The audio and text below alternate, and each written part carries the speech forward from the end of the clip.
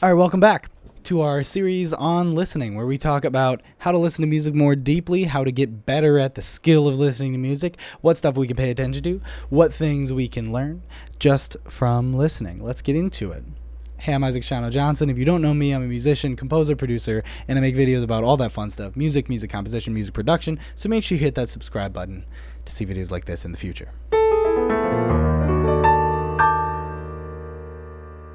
So today's video, we're talking about a couple questions that the composer Aaron Copland asks in his book, What to Listen For in Music. It's a great book. I highly recommend you check it out and read it if you're into listening to music and you want to learn more about music, but you're not necessarily a musician, and honestly, you're not all that interested in learning much about music theory. It's a great book because it introduces different concepts in music and within music theory and concepts that musicians understand, but in a way that's more approachable and more accessible than music theory textbooks tend to. There are two questions that Aaron Copland asks about music, or suggests that you ask about music in this book, and I agree that they are very great questions to ask yourself about a piece of music. So the first one is, are you hearing everything that is going on? Second question is, are you really being sensitive to it? He then states them in a different way. Are you missing anything as far as the notes themselves are concerned? And the second one, is your reaction a confused one, or are you quite clarified as to your emotional response? Now, these questions can be a little hard to answer if you've never asked yourself these questions before. Now, the first one I think is a great one to start with, because it's asking, are you hearing all of the different instruments, and are you hearing everything that they're playing, or is there something that you're missing that you're not quite able to pay attention to? It's kind of hard to do this at first, because if you've never tried to take apart a piece of music and hear the different instruments, it can be a really, really strange thing to do, because you're kind of trying to dissect this thing into different pieces when you don't really even understand what the different pieces are. But there are a couple things that we can work on. Try to listen for different registers. So I'm at the piano here. Down here is lower notes, right? Bass notes. That's where a bass instrument would likely be playing, somewhere around there. And maybe you're trying to listen to a guitar part. That might be somewhere in the middle.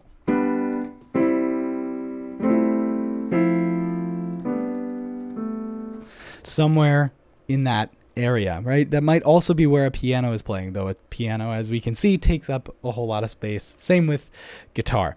Another thing that you can listen to is the singers. Where sort of are they singing in their range? Maybe they're singing up here.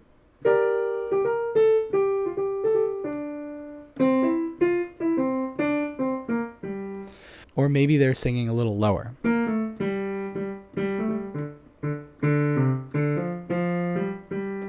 Whatever it is that you're hearing, try and listen to what specific areas you're listening to. Maybe you have some really twinkly stuff way up here, right?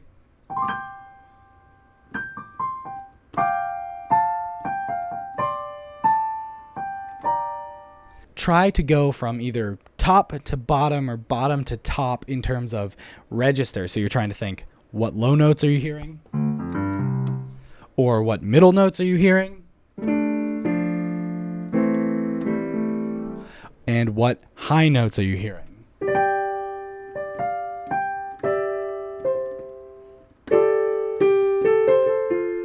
And maybe even higher than that, what really high notes are you hearing?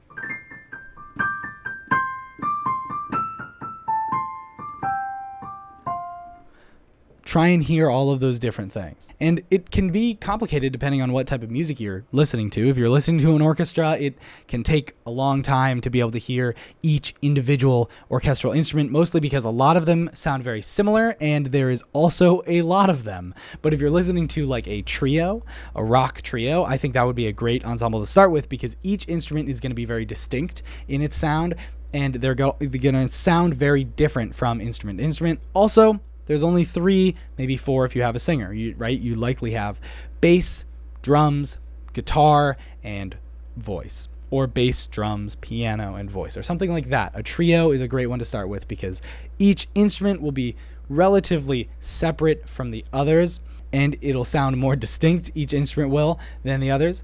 great place to start with trying to pick apart the different instruments that you're hearing. It gets a little more complicated with stuff like electronic music or hip-hop music because there's so many ways that you can add sounds and add instruments using different music production techniques. So listening to like a house song, picking apart, or a techno song or something might be hard to pick out apart the different pieces just because there may be lots of different layers to each piece.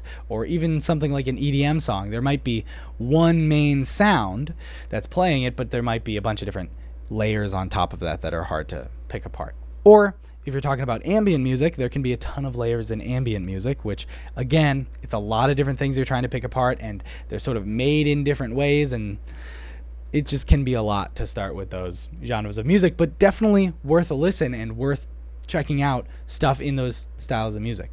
Hip-hop can be a little difficult simply because sampling is so popular.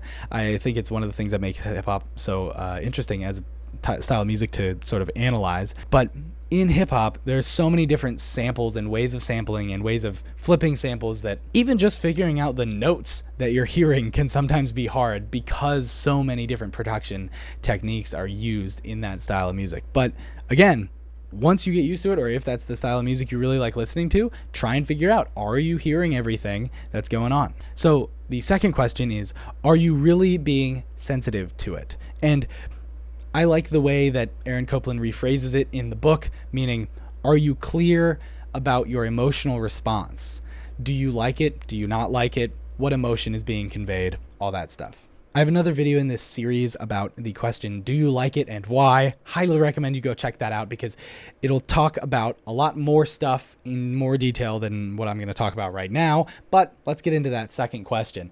Are you really being sensitive to it? So ask yourself, do you like it? What do you like about it? Each specific thing that you're hearing. Ask yourself if you know what emotion it's making you feel or what emotion is being conveyed in this piece of music, and try to be very, very, very specific about what that emotion is. Rather than just happy or sad, try and think somber, melancholy, or mournful versus jubilant, ecstatic, and peaceful. Those are very different emotions between those six, but they're also much more detailed than sad and happy. A song that's mournful might not sound the same as a song that's supposed to sound melancholy. And just try and think subjectively, what emotion do you think is being conveyed?